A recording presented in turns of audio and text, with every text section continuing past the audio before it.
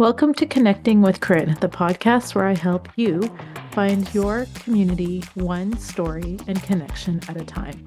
I'm your host, Corinne, and each week I explore inspiring conversations that connect us to the world around us, spark new ideas, and help build stronger, more meaningful connections, whether it's through personal stories, thought-provoking discussions, or shared experiences. We're here to bring diverse perspectives to the table, so let's dive in and start. Hello, everyone. Welcome to another episode of Connecting with Corinne. It is now season 2, and my first guest that I have on today is my friend Ashley, and I have known Ashley for the last few months. We actually got introduced by Nicole, and Nicole was a guest on season 1, so you have to find her and check her out for that episode. But yeah, I've got Ashley here, and Ashley and I have been doing some full moon ceremonies with Nicole. So this is how we connected, and we've just become more and more amazing and friends and connected throughout the last, it's been like 6, 7 months now, Yeah, already, which is crazy. which is pretty crazy. Ashley is an amazing person, and she's asked to come on to the show. And I was like, yes, you are such a cool person. So a little bit about Ashley that I know, and then she'll tell us more about herself. But I know she's a teacher, and her program is called Summer Song Fire. And so she'll tell us a little bit more about that. So Ashley, go ahead. Tell us a little bit more about you and what you have to offer. Cool, yeah. So I'm in the educational realms as like my normie occupation. And then when I drop into these spaces, I do more spiritual stuff. I do energy work, hold ceremonies for women. And so getting into more like the healing aspect and looking into the ways that we want to grow as a collective and creating those spaces to be able to do so, whether it's like one to one. I'm fairly new in the journey of creating like more group gatherings and stuff, but it's been a really beautiful journey of stepping into that role and allowing myself to see what I can come up with and the ways that I can support women. As much as it's like a healing and growth journey for them, it is for me too, because there's so much to brush up against when you start doing some new things. So yeah, this all kind of started back for me in 2019. I got Reiki certified and I was like, yeah, this feels really good. I like doing this. At the same time, I kind of decided, I'm seeing some like women's work come up and I think I want to be a part of that and dive into that more, get to know what's going on in these spaces. So I was doing workshops and retreats and women's circles and stuff, sitting in them.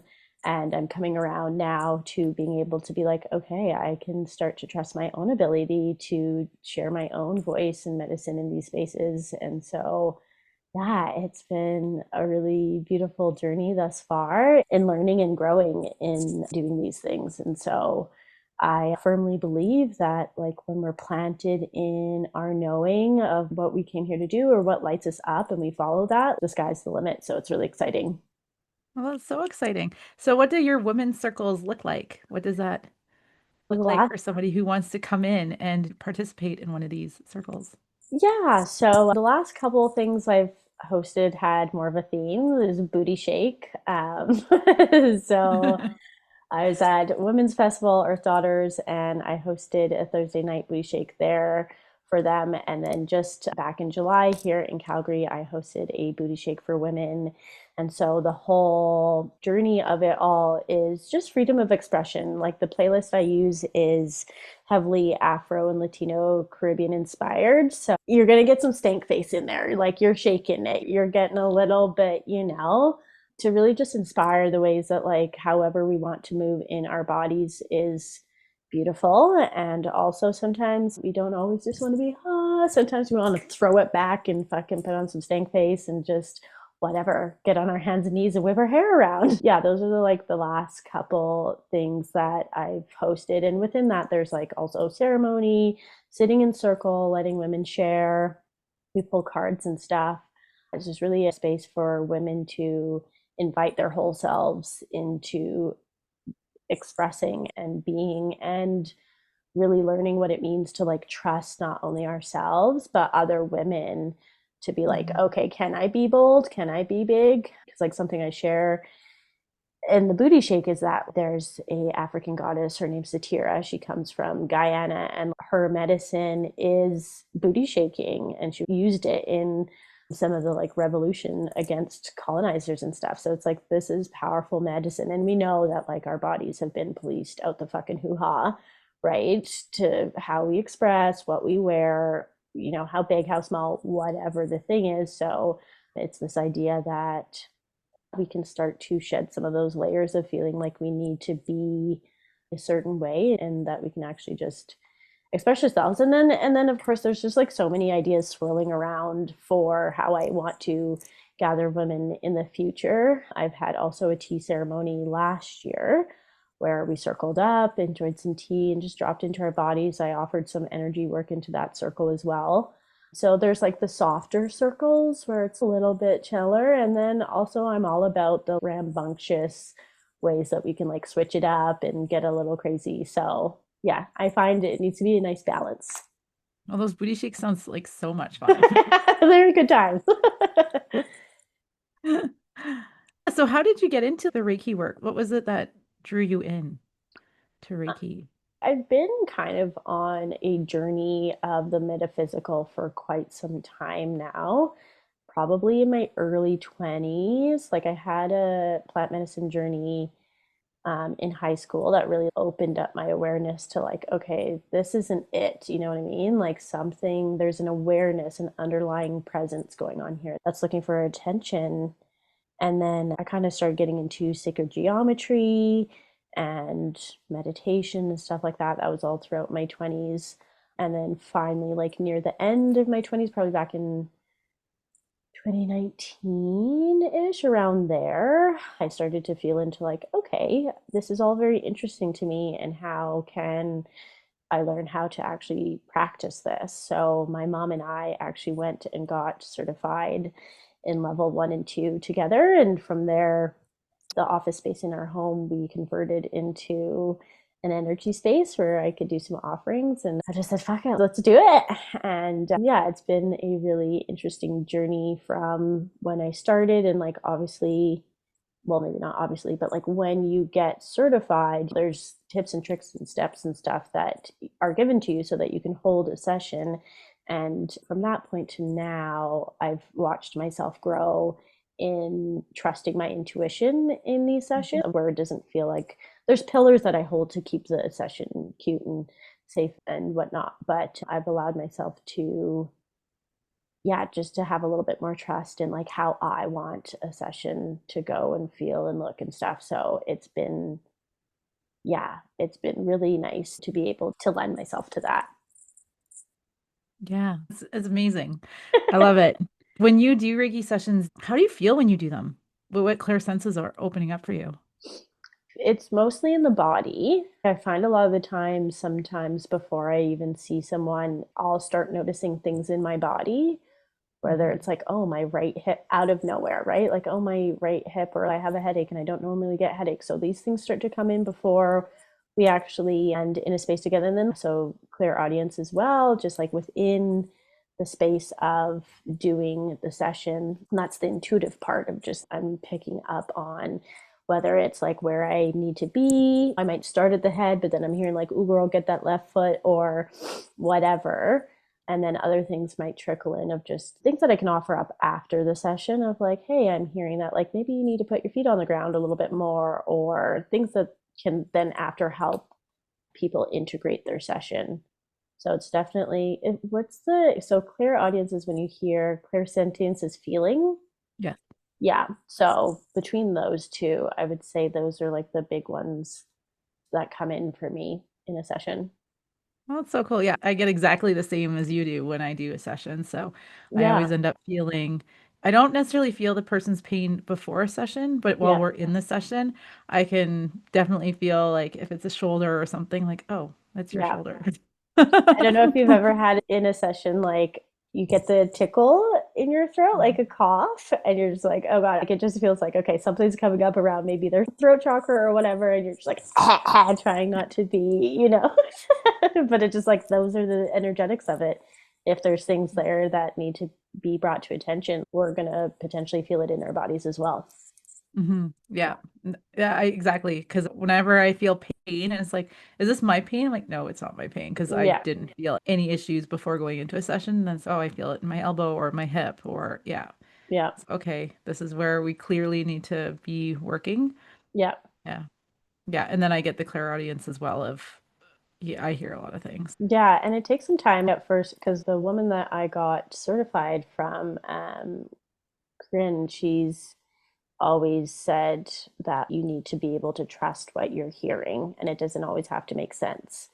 And just being able to, and maybe things are coming in that like don't directly apply to this person, but it was Karina, but it's still somehow, for whatever reason, it's in the session. And so it's good to be able to voice those things. And maybe sometimes potentially it's like down the road that person connects to, oh yeah, in the session that was brought up and it wasn't in that exact moment, but something down the line comes up and it's still the message, right?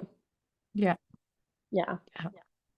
Yeah, it's the trust. That's always the clairaudience is always a hard one because it's like, is that my voice or is that not my voice? Yeah.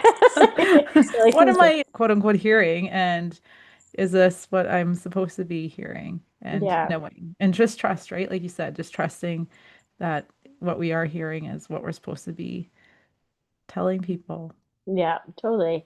And I Yeah. find that especially before a session, there's always like, because your word casts spells. So I do a lot of declarations of what enters the space is only of our highest good, those kinds of things, so that it's clean and clear that whatever's happening in a session can be trusted on, because prior to, you're making it well known that this is a clear space of high vibrational energy, so on and so forth. And then it really helps kind of anchor into whatever comes up is meant to be in the session. Hmm. Yeah. I love it. Yeah. You're offering that right now at home at your place. Yes, I do have the space in my home, which I'm very grateful to be able to have. That was one of the things, like when I moved, that I knew I needed a space to be able to serve women, and then also has just been able to hold me as well. Actually, for the first little bit, I wasn't coming in the space, and I was like, oh, it's for sessions. And then I realized, yeah, I can utilize this for my own energy work, my own daily practices. So, for the last, I've only been here a year and a half, but probably the last like 9 months, I've been coming in here and also using it as a space for myself, which has felt really good.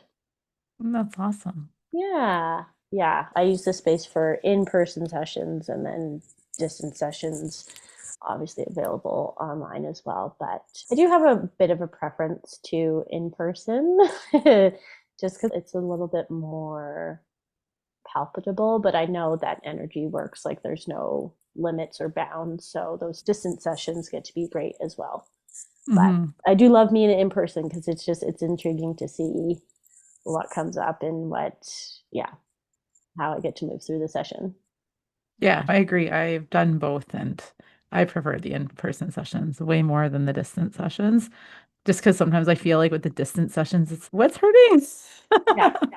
And I'll reach out to them after, I'll reach out to the person after and like, okay, this is what I cleared. This is what I felt. And I'll do either voice text or just a text or whatever, an email, and I'll just say, this is all the stuff I felt. But I always feel like you don't get that confirmation right away. So it's always just Yeah. a little harder, right? To Yeah. trust what I've been feeling and what I've been hearing is for them. And I know it always is, but it's still, you know, the Yep. It still comes up. It's still like, eh.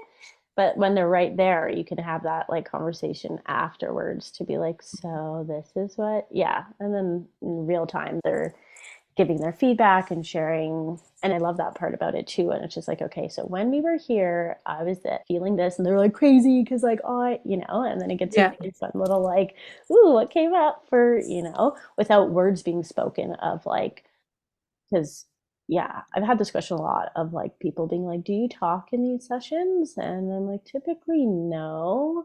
There might be, if I have someone's permission, a little light language that goes on, but outside of that, I'm not doing all this talking. So It's interesting when the things do come into my mind and then to have the conversation after and they're like, yes, I noticed that too, or thought the same thing or whatever. So it's just like, yeah, those confirmation pieces are really fun. Yeah, that's great. Sometimes I talk in my sessions. It really depends on the person. Yeah, And so with some friends, I've had a little bit more of a chatty session just because they feel comfortable with that. I don't mind it when there's that like comfort level to have a little chit chat for sure. mhm, yeah. And then tell us a little bit more about the women's circles that you're planning on offering or that you're starting to offer a little bit more. Is there anything coming up in September people need to be aware of? So I want to do another booty shake. I feel like that one feels like maybe a little bit of a reoccurring thing, but for this next one, so at the last one, it got wild. We were like screaming "fuck the patriarchy" and like howling and stuff. And I was like, maybe for the next one we can think about being out on some land, dancing around a fire, maybe some tops come off, making it a little bit more wild and fun. So I'm looking to, if not the end of September, maybe in October. There's a couple places that I want to look into that could potentially hold that. I'll be within the next couple of weeks looking to organize that. Full honesty, there's still processing of what else does the women's circle want to look like. Um, Mhm. and I think that there's what I can sit with and will be sitting with in the future is what are the things that we want to speak to in these circles, like themes, if you will. This is about living in your heart space or finding your creative passion and joy. There's just an array of different things that can bring the women together. So it's always a process of just of seeing what wants to come through. I think in November as well, I'd probably host another tea ceremony because that was lovely just for the time of year to sit with some tea and open up and share. That one wasn't too specific. It was more so just like, yes, they should do a little share, enjoy some tea, and do some energy work on the women. So it was a little bit more chillaxed, which feels really good as well. Is that there can be like these bigger circles where you hold more space for the things, or it can just be come have a pajama party and we'll just do it girlfriend style and hang out. That sounds amazing. And you're hoping that one will be in November, you said. Yeah, last year I held it in November. Part of my thing sometimes is like the idea comes in and I'm like, yes, let's do this right away. But I'm finding that in like part of this journey, sometimes it needs the space. Give it like a month to really sit in, okay, what is it going to look like? What do you want to be a part of it? Is there anyone else that you're bringing into the journey? And then giving people enough time in advance to feel into it and to come. Because I know the spontaneity of things can be not everyone's favorite. I myself do love spontaneity, but I'm reminding myself that, we all have schedules, we all have stuff going on, and that spaciousness to build yourself up to landing in a space, especially when you don't know exactly what you're walking into. Um, like, yeah, those things are necessary. So working on Mhm. those things within myself and seeing how I can give that more space. That's great. And you don't have to be a dancer to do the booty shaking, do you? No, no. You don't already have to know how to twerk or anything like We don't have that. to. Okay, well, so this is funny because there's like prototypes in some of the stuff you end up putting together, right? And so the first one that I hosted, it was beautiful. One woman showed up and I called it the twerk shop. And then I realized within that, it kind of gives it that maybe perception that you're going to be video vixen, bouncing your booty, crazy professional. And so, with that, it was that realization that this is more about self expression and it's not about 5, 6, 7, 8, and I can get the moves. My friend Whitney and I, she's Sacred Womb Connection on Instagram. We did a live beforehand and we kind of went into that of just that there's no pressure to yeah be a professional dancer or no, a lot of women shaking their booties or like making that connection is a new process for them. So it's not about that. And something that was really beautiful in the last one was that there were moments that, as I explained to the women, this is a space to freely express yourself, but also just be true to what you're feeling. And there was moments where women were still and they were with themselves and they were in a inward processing. The music is still going, the rest of us are still doing our thing, but it lends itself to the fact that it's not so much about how you look. It's really about like, how do I intuitively want to move my body to this music that feels good to me? And yeah, really just encouraging women to allow that to come through. And it's a huge part of it is getting out of the mind and being like, do I look silly? Is this stupid? Am I on beat? Whatever. And really just being like, no, this is a space where if I want to do jumping jacks, I can do jumping jacks. It's this thing where it's more so freedom of expression, but some booty popping does get in there, which is A little bit of twerking, getting a that little booty bit of shaking. turkey gets in there because after you've warmed up and you're feeling just a little bit more free, it ends up coming into the circle, and it's really beautiful. It's really lovely to see. Oh, that's awesome. So Yeah. anyone who wants to do some booty shaking with Ashley, we will put all her socials in the show notes. Yeah. So you can connect with her. I'm totally gonna come to one of these because I Yay. think it'll be so much fun. Yeah, please do. It's a healthy mix of, full-bodied expression, but there's also space in there to, like prior to, I really lead us into feeling comfortable to move and express as we do. So it's not just like, boop, press a button, we're like booty shaking. It's we sit and we um, find the intention behind what we're doing and really call in the support systems that we need to be able to do these things, and then we flow into the journey. So rest assured, I really hold that the way that I create this space is so that you really can land in it fully, and yeah, booty pop in or sitting still, whatever whatever journey you have to take is perfect. So I would love to see you there. That's really exciting. I love dancing. So for me, I'll be there for sure. I'm one Amazing. of those people that It's I just love so, it. yeah, it's really incredible medicine. And yeah, we need more of it for sure. Just moving the body and getting out of the head. I feel and feeling into like what's going on. I find it's beautiful too because it's an opportunity for us to check in with ourselves, with busy lives and we're doing all the things, but it's a way to give back to ourselves that's really quite simple but impactful, in that you're kind of removing yourself from the busyness of every day and you just have the space to be a little bit more present. So yeah. And just flowing with the music. We were just talking off camera about EDM music and, Yeah. festivals. And I had gone to Chasing Summer, but I always joke when I dance in trance, it's like I'm high. Yeah.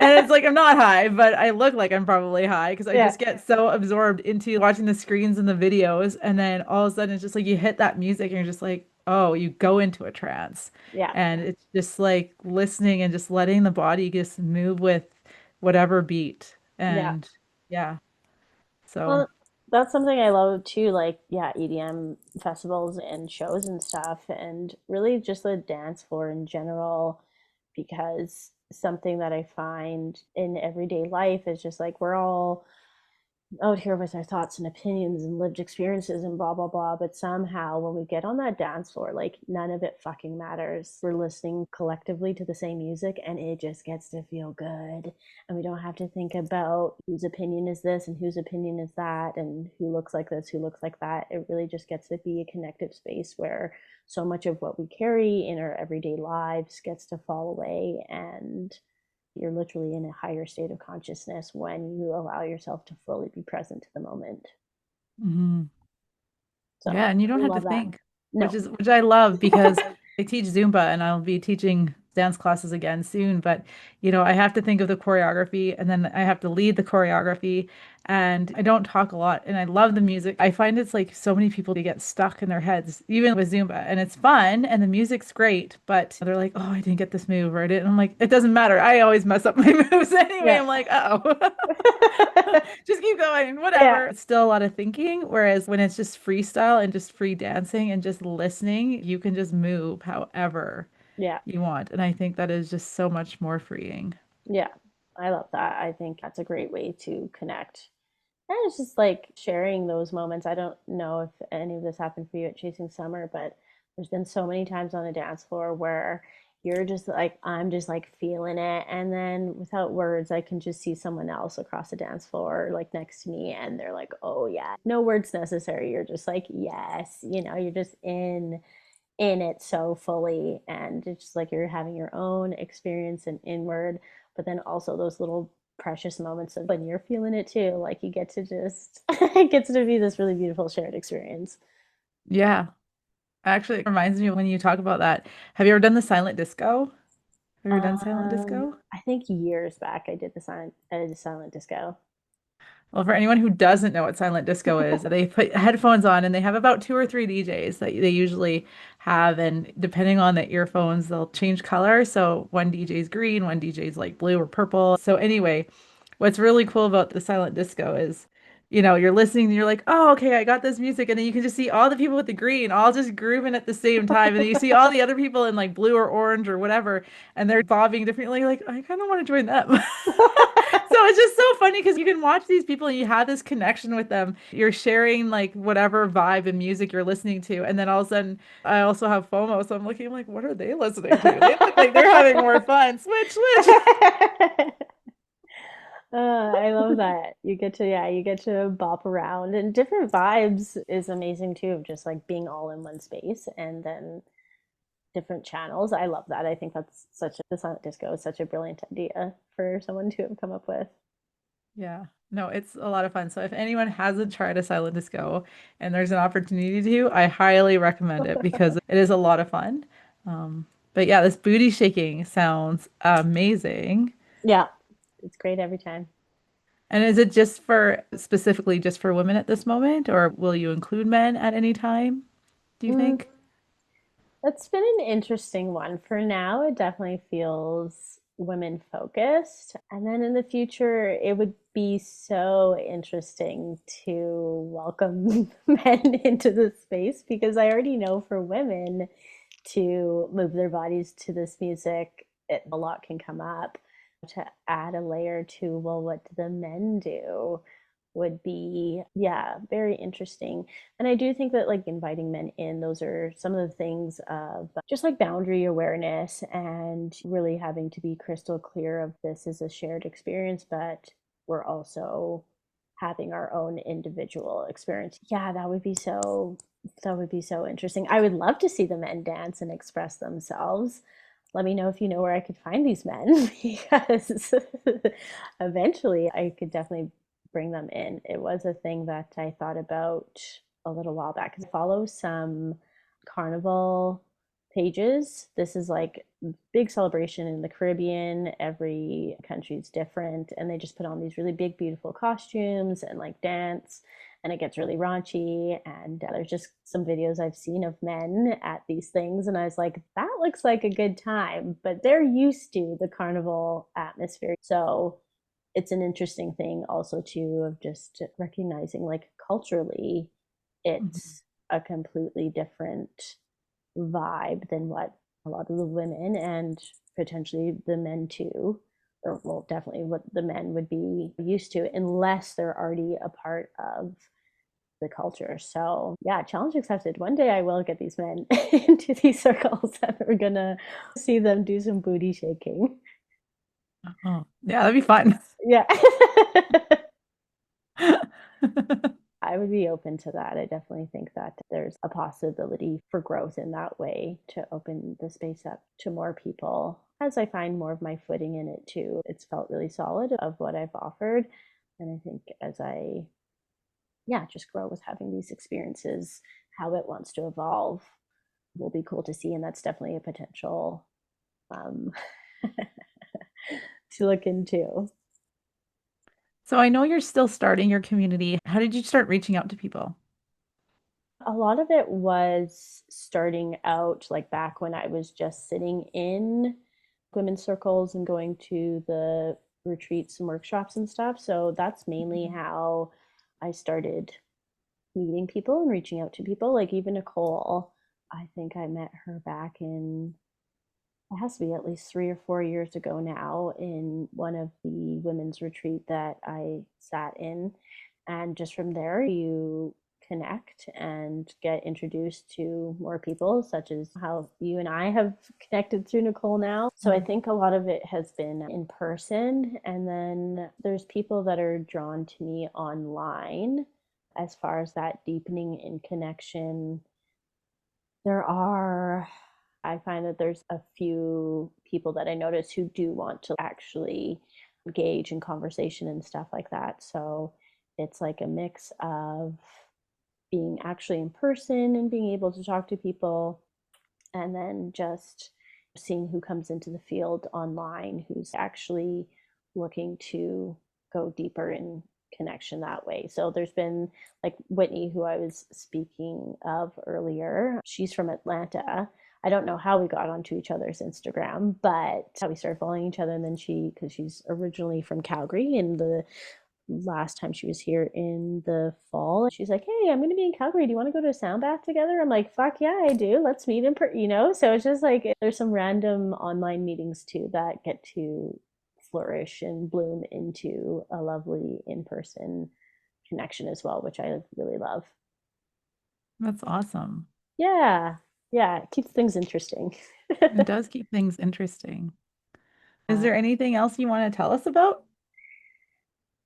Anything else I want to tell you about? I think that also something that I'm cooking up and thinking about in the future, because I do work with kids, is how I can bring more kids into these spaces of like mindful practices and just doing some things so that there's a little bit more tools in the toolbox, if you will. I definitely notice from being a teacher just like how much it's needed right now for, I think, kids to be able to see themselves in a different light and to really be seen outside of this academic pressure. And school serves its purpose, but also I find that a lot of what is missing in school is just the opportunity to slow down and really check in. And unfortunately, it doesn't lend itself to that. You have one teacher in a classroom of 20 plus, sometimes almost 30 kids. And so trying to, it's not impossible, but from what I've seen,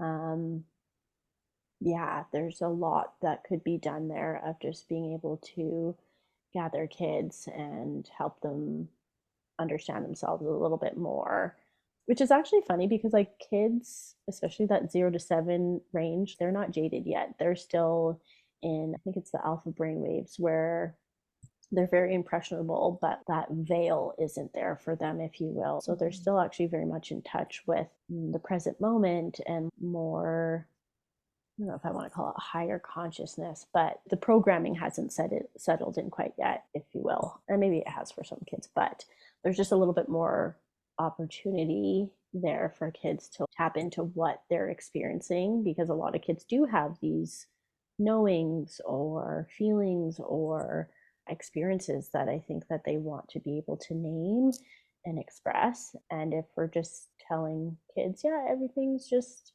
whatever, just human life, there's some opportunity to remind them of like the power of their energy and how they can use that and channel that and use it for their benefit. So that's another thing that's in the sphere of what's to come, as well as just landing in. And I know there's lots out there. There's tons of nature schools and other spaces that offer that up. So also looking to see where I can find or create. I'll probably, it might be the same process of sitting in these spaces that are already created first, and then building up the confidence to create my own little pod for the littles. But that's definitely something that I feel like because I'm a teacher and just I love working with kids, will want to one day, yeah, find itself in the body of work that I do. So, Oh, I yeah, think even incorporating booty shaking for the kids. they would love that. I saw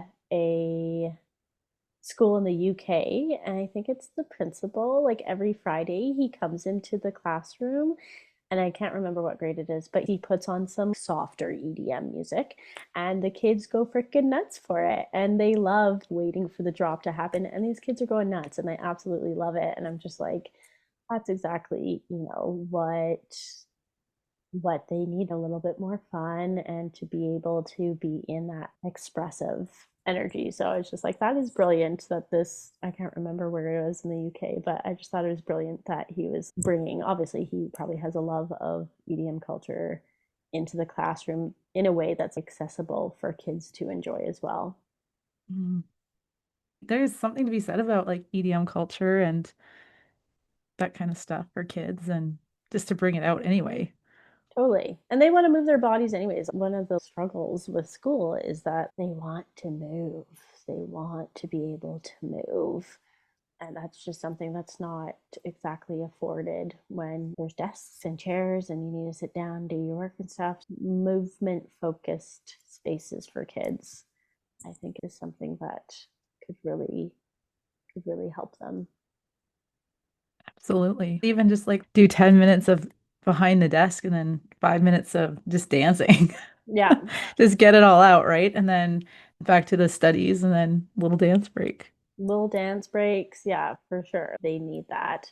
I think it would be really fun to have just like a kid's booty shake, if you will. I don't know. I wouldn't call it booty shake, where the whole time we are just going to move our bodies and dance. Because I'm sure they could go for half an hour, 40 minutes, an hour of just being free to move their bodies. Hmm. Yeah.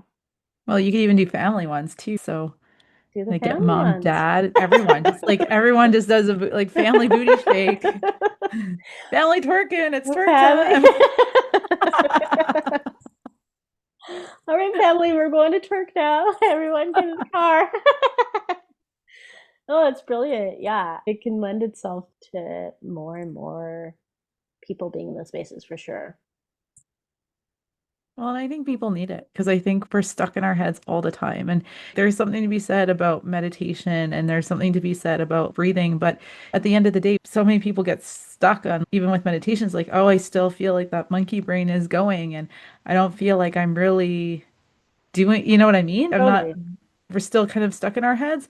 Whereas I feel like when you get stuck with music, and I'm so musical anyway, like Yeah. been involved in bands and all sorts of things for myself once you hear that music, then it's just like, oh, you don't even have to think. You Yeah. can just dance to it. And then if you know the words, or you can just make up words. It's all part of the journey. It just like It's gives all part of the journey. And you you just let yourself be free and to dance. And I think that's something so special. And I don't think we do that enough in our life, um, for anyone. So I think what you're offering for the booty shakes is absolutely amazing. Thank you. Yeah, I love it. It's just a really beautiful opportunity to see just the power of music and moving our bodies. And I think exactly like you said, we don't do it enough. And just to be able to share it. I know that when I'm having a time, and it's not always when I'm having a time, sometimes I'm in a great mood and that music goes on and I'm in my kitchen and I'm just like, it can be different genres of music too. It's whatever I'm feeling for the day. But just the difference I can feel in myself when I'm like, okay, I'm actually going to give myself, even if it's a song or two, it doesn't have to be a whole hour long session, but even those few minutes of just being like, let me just be in my body can Mhm. really have a beautiful impact.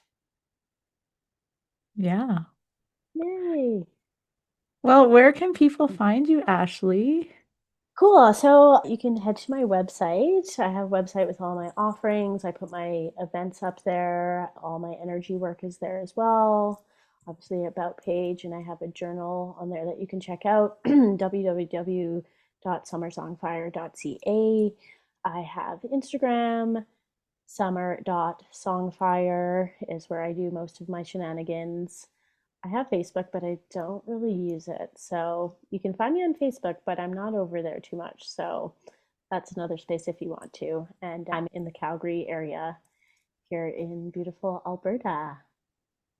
Awesome. I will put all of that information into the show notes, your website, Instagram, and Facebook, so people can connect with you. So this is so exciting. Thank you for coming on today and for being my first guest for season 2. Yay. Thank you Yay. so So much for everyone having like, me. share, subscribe to the podcast because by doing so, that helps create traction. It gets to see all of us, especially Ashley. So everyone stay connected. Have a wonderful day, and we'll see you next time. Bye. Bye.